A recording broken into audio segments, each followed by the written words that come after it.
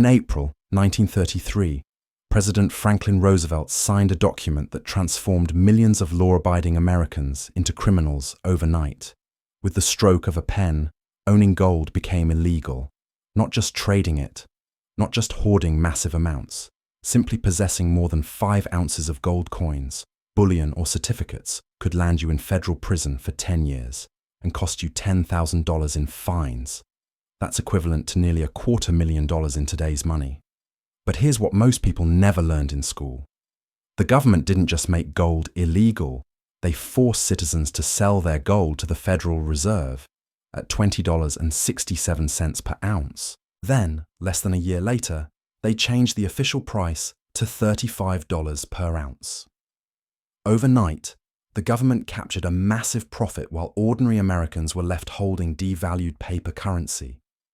This wasn't economic policy.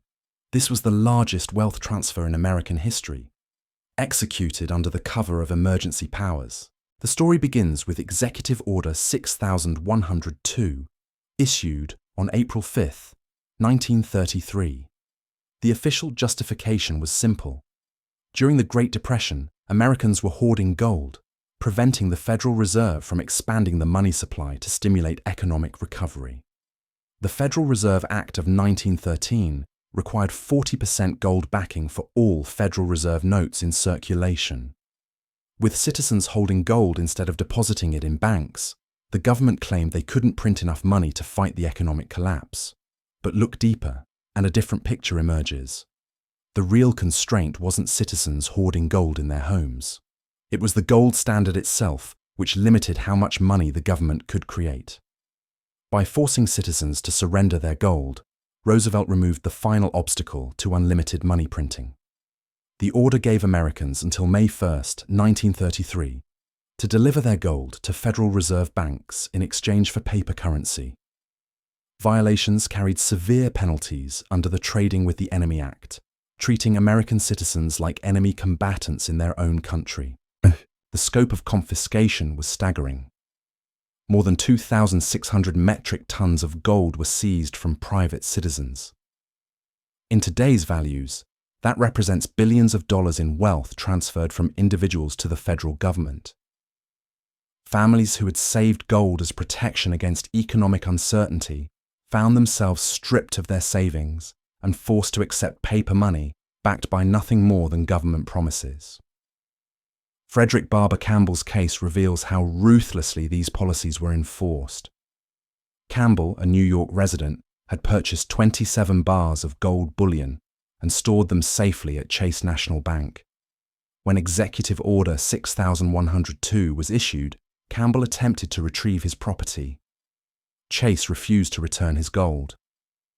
When Campbell sued the bank, federal prosecutors indicted him for failing to surrender his gold holdings. Even though the prosecution ultimately failed, Campbell's gold was still confiscated. His case established a chilling precedent. Even when the government's legal arguments were weak, they retained the power to seize private property. The most revealing part of this story is what happened next. In January 1934, Congress passed the Gold Reserve Act, and Roosevelt immediately changed the statutory price of gold from $20.67 per ounce to $35. This single act devalued the dollar by 58% in one day. Foreign investors, recognizing the opportunity, exported record amounts of gold to the United States at the higher price. The government's profit from this price manipulation was enormous, close to $3 billion, which funded the Exchange Stabilization Fund. Think about the mechanics of this transfer.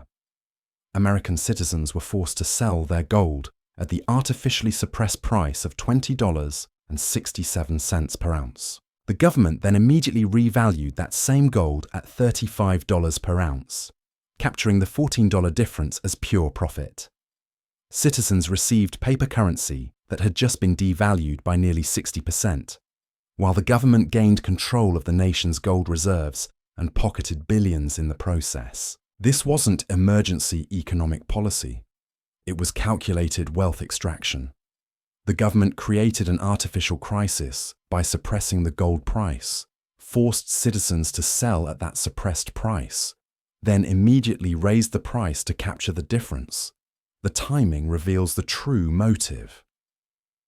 If the goal had been monetary stability, the government could have changed the gold price without confiscating private holdings.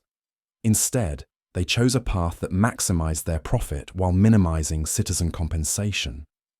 The precedent was set. During times of declared emergency, the government could suspend property rights, criminalize ownership of valuable assets, and transfer wealth from citizens to the state. The Trading with the Enemy Act, originally designed for wartime, was repurposed to treat American citizens as potential enemies of their own government. This content is for educational purposes only and does not constitute financial, legal, or investment advice. The restrictions remained in place for over 4 decades. From 1933 to 1974, American citizens lived under a monetary system where owning gold was a federal crime. 3 generations grew up never knowing they had once possessed the right to hold real money. The government had successfully conditioned the public to accept paper currency as the only legitimate form of wealth storage. During these 41 years, the true cost of the confiscation became clear.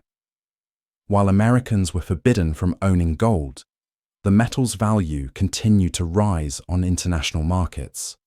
Foreign governments and wealthy individuals who could legally hold gold watched their purchasing power grow, while American citizens were trapped in a depreciating paper system.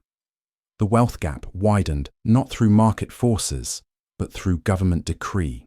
The enforcement mechanism was both subtle and effective. Banks became agents of confiscation rather than protectors of their clients' assets. When Frederick Campbell stored his gold at Chase National Bank, he believed he was securing his wealth in a trusted institution. Instead, the bank became the government's enforcement arm, refusing to return his property and facilitating its seizure. This pattern repeated across the country as financial institutions prioritized government compliance over client protection.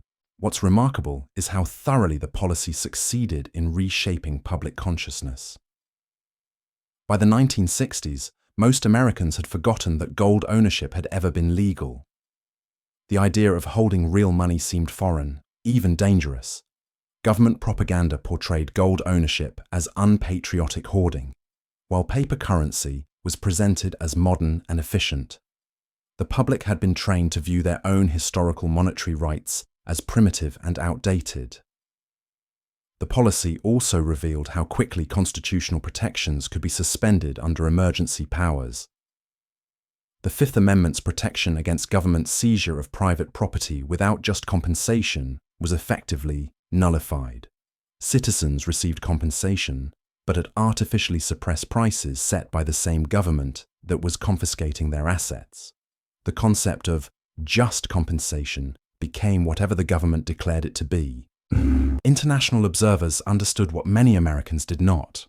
Foreign central banks and sophisticated investors recognized that the United States had fundamentally altered its monetary system, not for economic stability, but for government advantage. They responded by increasing their own gold holdings, knowing that a country willing to confiscate its citizens' wealth might someday devalue its currency further. The international gold market reflected this reality, even as Americans were prohibited from participating. The end came quietly. On December 31st, 1974, President Gerald Ford signed an executive order restoring Americans' right to own gold. There were no celebrations, no acknowledgement of the 41 years of restricted liberty. The government simply issued a brief statement noting the legal authority for suppressed prices in the action. No compensation was offered to those who had been 1933.